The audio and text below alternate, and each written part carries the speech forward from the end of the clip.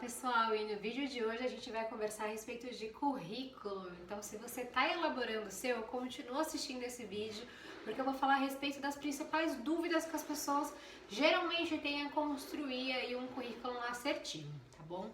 Para começar, vamos falar de fonte utilizar no meu currículo. É importante você lembrar que o currículo não é um documento, então utilize fontes mais padrões. Existem três que são mais utilizadas, que seria a Arial, a Times ou a Calibre. E o tamanho da fonte varia aí de 10 a 12, tá bom? Tem uma galera que quer escrever um montão no currículo, o que eles fazem? Eles diminuem o tamanho da fonte para poder condensar tudo ali em uma ou duas páginas. Não faça isso, não deixe a sua letra muito pequena, porque senão as informações ficam meio confusas, ficam difíceis de ser visualizadas. Não diminua a fonte para escrever mais. Revise o que você está escrevendo para deixar o seu currículo mais objetivo, tá bom? E aí a gente entra na segunda principal dúvida que as pessoas têm, que é o mito do currículo de uma página. Pode ficar tranquilo que assim, não precisa ter só uma página de currículo. Imagina um profissional mais sênior que tem 20 anos de experiência, ou até um profissional com 10 anos de experiência, né? É muito difícil você condensar tudo isso para que caiba em uma página só. Então não tem um limite de páginas correto. O ideal é que não passe de 3, porque senão fica muito cansativo. A pessoa não vai chegar até a última página do seu currículo. Então, o que acontece muito? Ou a pessoa enche linguiça, ou a pessoa tem muita experiência mesmo. E aí ela fica querendo colocar desde a primeira experiência, e aí o currículo acaba ficando um livro, né? Eu já recebi currículo de 7 páginas. A gente não lê as 7 páginas. Por quê? Porque não tem necessidade. Um profissional que tem 20 anos de experiência, ele pode colocar no currículo a partir de 2010, né? E o que tem antes de 2010 fica no LinkedIn, que lá a gente tem espaço ali para desenvolver melhor as informações. Coloca o hiperlink do seu LinkedIn no currículo. E aí a pessoa que recebeu o seu currículo, caso ela tenha alguma dúvida do que você fez antes de 2010, ela vai entrar no seu perfil e ter acesso à sua trajetória completa. Além do que, muitas atividades que eram feitas antes de 2010 já mudou a forma que é realizado, né? E também, às vezes, lá no início da sua carreira, você começou como assistente, analista, enfim, hoje você já tem um nível gerencial. Então é importante, é muito legal, né? Você se tornou o que você é hoje por conta da trajetória que você teve, mas para o momento de entrevista é importante você focar no que é mais relevante ali para aquele momento. As atividades que você desempenhava como analista não são tão relevantes agora que você já tem uma posição gerencial. Então é importante só ter bom senso na hora de colocar as informações para também não se estender ali muito nas páginas, tá bom? Outra dúvida. Existe uma ordem que as informações precisam estar colocadas, né, lá no currículo? Não existe uma ordem. Isso precisa ser personalizado de acordo com o que você quer que chame a atenção. Por exemplo, se você tem um inglês fluente, e o inglês é um requisito de quase todas as vagas e é uma informação que nem todos os candidatos têm, coloca o inglês logo após a sua formação acadêmica, porque vai chamar a atenção.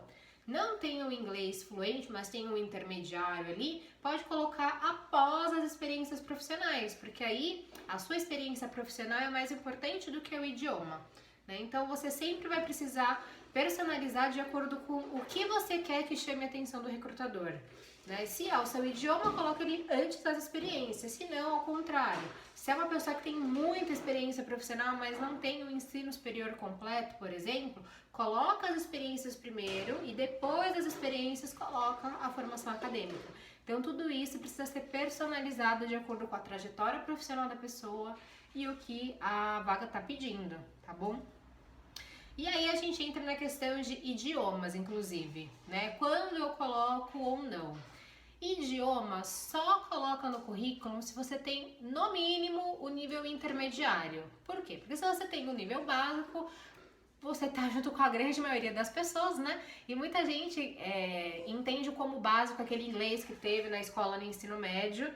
Não julgo, também não falo inglês, tá? Mas eu não coloco a informação no currículo de que tem inglês básico, porque em uma vaga que exige o inglês, o nível básico não vai ser relevante. Geralmente eles vão exigir de intermediário para cima, tá? Uma outra coisa que acontece muito é a pessoa colocar que tem inglês intermediário e quando você pergunta pra ela como que ela é de conversar, se ela consegue conversar, ela não consegue.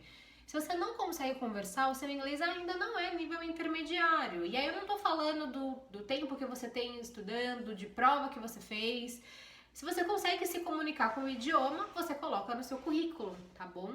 No LinkedIn é a mesma coisa. No LinkedIn ele inclusive dá algumas opções de básico a intermediário, só intermediário. Então fica mais fácil da pessoa bater o olho e entender de fato se a pessoa fala ou não, né? Aquele idioma.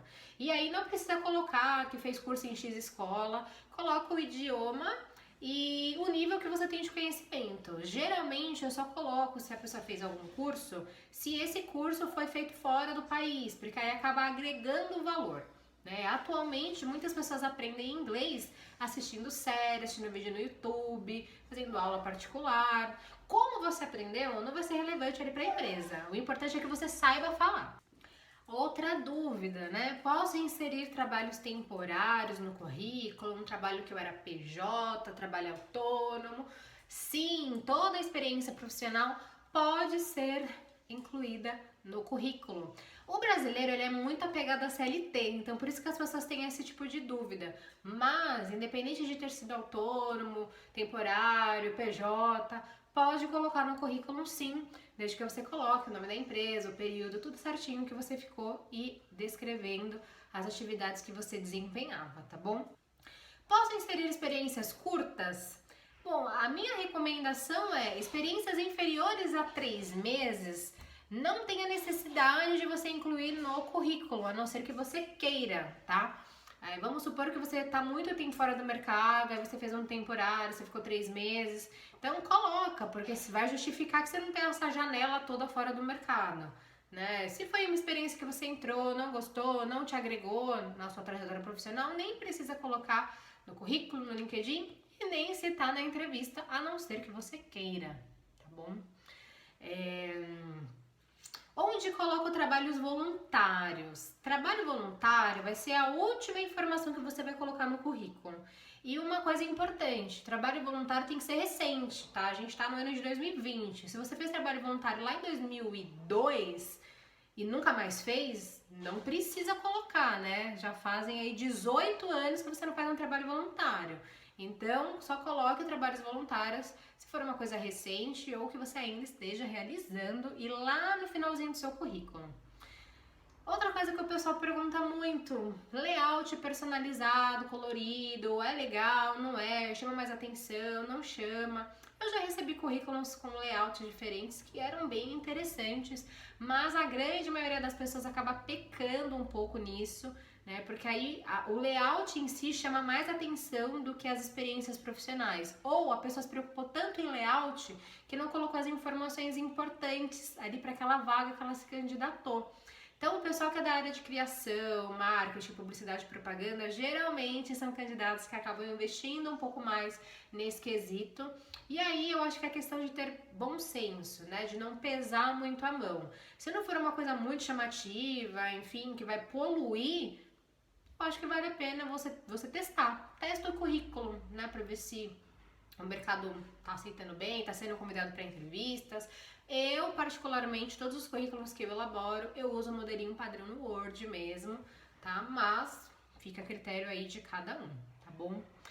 Coloco no currículo o meu cargo em carteira ou as funções que eu exercia. Gente, se você era em carteira analista de recursos humanos, mas exercia a função de coordenação da área, você não pode colocar que você era coordenador de recursos humanos.